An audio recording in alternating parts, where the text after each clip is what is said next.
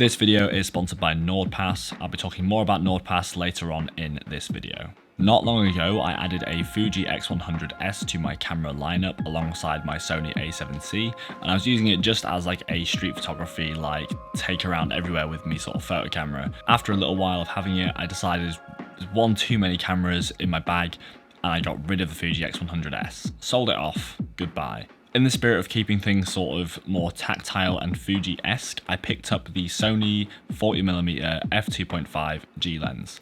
It's a really nice little prime lens, and I've been using it for street photography, lots of videos, client shoots, and YouTube videos like this one here. So today I would like to go over this lens, my overall use history with it, including some video samples and some photography samples, and my overall thoughts on the lens and whether or not you should pick one up. Part 1 will be the physical build and ergonomics. Part 2 will be real-world examples and usability. And part 3 will be whether or not I'm going to keep this lens and would I recommend that you buy one yourself. So for part 1, I'd like to talk about the actual build of the lens. It's overall a very short and squat little prime lens, which to be honest, I quite like that. I've always really enjoyed, say on the Fuji X100S, having such a short stubby little lens. It just keeps your overall profile and footprint of your camera much smaller. It means that paired with the A7C, it fits into most of the smaller pockets of my camera bag alongside my A7S and bigger lenses. A couple of the more unique features around this lens compared to Sony's other prime lenses that are a bit cheaper is the addition of the autofocus to manual focus switch, also the clickless physical aperture ring, which is great. Having the physical aperture ring with the click makes it feel like my old vintage Minolta lenses, whereas when you have it declicked, it's actually very useful for controlling light manually while you're recording a video, not having to sacrifice, a jump in exposure with ISO or stepping down aperture with that click, but being able to smoothly drop down the aperture is, nice when you don't happen to have an ND on at the time. The manual focus ring, compared to pretty much any other Sony lens I've used, feels much more linear than non-linear. Most Sony manual focus rings, to me, have always felt really tricky to use, and I end up just relying on the very good autofocus. But with this manual focus ring, I find it very reliable when shooting video and shooting photos. I still use focus peaking a little bit here and there. It's much nicer if you were to do a pull focus. A feature on this lens that I've not had on any of my other Sony lenses is the function button. You have a custom function button on the side of the lens, and I currently have this mapped to toggling between silent and non-silent shooting in photography mode. Especially when it comes to street photography, it's really nice to have the option to go on to silent mode in case you're in like a nice quiet environment and you don't want to attract much attention. It's nice to put it on. Onto the real world examples and usability of this lens. I'm going to be showing you a few video clips and images from our trip to Italy a month or so ago. I felt like having the physical aperture ring sort of did take me back a lot more to shooting on analog film. Having that addition made me actually consider my f-stop in terms of depth of field much more than I do really on most digital cameras. Often when the f-stop is on a wheel on the back of the camera, I sort of just treat it as an extra exposure adjustment, which it is. Having the actual consideration of what do I want to be at right now, but whether it's all the way down at 2.5 or 4, 7.1, up to 22, having that consideration when you're out and about shooting different environments. For me, it makes it more of a thoughtful process when I'm actually trying to put together an image. The focal length of 40mm for me sits very nicely between 35 and 50mm. And for me, 35mm is pretty much where my 28 to 75 Tamron lens sits. So if I'm shooting a video like this, a lot of the time before having this lens, I would set that zoom lens to 35 at 2.8. Whereas this video right now that you're seeing is shot at 2.8 on the 40mm. It's a very similar focal length, but I think being able to have a nice and squat little lens, it's not quite 35mm, but 40mm for me felt like a good shout because I was weighing up whether or not to keep this lens versus my Sony 1.8 50mm. And I actually ended up selling off that 1.8 50mm after getting this lens, because for me the overall usability of it and pleasure of shooting with this lens surpasses that 50mm by a long way.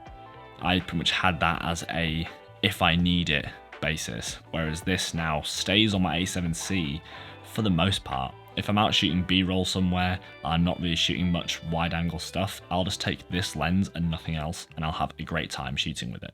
Now, when backing up a lot of these images from Italy, I tend to use a cloud storage software like Dropbox, be they for my own personal projects, for YouTube, or for client projects. And when it comes to client projects, I really have to be careful with my images because it's not just me that's relying on them, it's actually my clients. And when it's a client project, there's a lot of value on all these images. And it's very important to keep all that information and data safe and secure both for yourself and for your clients. Now, imagine if you forgot your password or your account was hacked and some of this data was deleted, stolen, or damaged. We could lose all of that work, all of that time, and a lot of our clients' indirect money. This is not the sort of thing that you want happening to you, especially when it comes down to client work, being a creative professional. And that's why the safe and simple way to stop this from happening to you is by using a password manager like NordPass. NordPass is the password manager created by the same company Nord who developed NordVPN, which is famous in the VPN space. Within NordPass, we're able to generate unique secure passwords that are all stored behind our one master password, as well as doing regular security breach checks and minimizing any duplicated passwords across lots of our old and potentially forgotten accounts where you've sort of used one easy to remember password, and therefore securing all of that data for yourself, your clients, and anyone close to you. Sign up to NordPass today by going to nordpass.com/George Holden, where you can get 70% off a 2-year premium plan, plus an additional month free using the code George Holden at checkout. This comes with a 30-day money-back guarantee, so you can try before you buy, but I promise you, once you get started with NordPass, it makes your online life so much easier, you'll never look back. Now onto my overall thoughts on this setup with the 40mm G lens and the Sony A7C. For me, this actually has been a very nice, suitable replacement for having a Fujifilm X100 series camera. The X100 series from Fuji was always sort of a romantic idea of mine of like, it's just a nice, pretty little camera that you can use all around. It's like a cheap Leica. From what I've had with the 40mm on the A7C so far, it feels like a match made in heaven. Because a lot of the times on the X100S, I would think, ooh, a nice little video shot here, a bit of B-roll I could shoot, that'd be nice. But sadly, those cameras aren't equipped for video, they don't really have many features that help them, so you're always a bit limited. But having this lens on this camera means that I have a perfectly capable photography camera and a very capable video camera with slow-mo to 1080, 4K, autofocus, mic input, the works. But again, if I was just going to go down the street photography route, it's a really nice setup. Something I often like to do is to fold back the LCD screen and then just use the EVF, which is a bit ropey on this camera, but it's usable. Having that and then silent shooting. And it's a very nice street photography experience, just going around, capturing images, and then trying to be very mindful about my aperture and be able to use the ring. And it sort of makes what can be quite cold, numerical, digital Sony cameras into a bit more of a old school, tactile photography experience.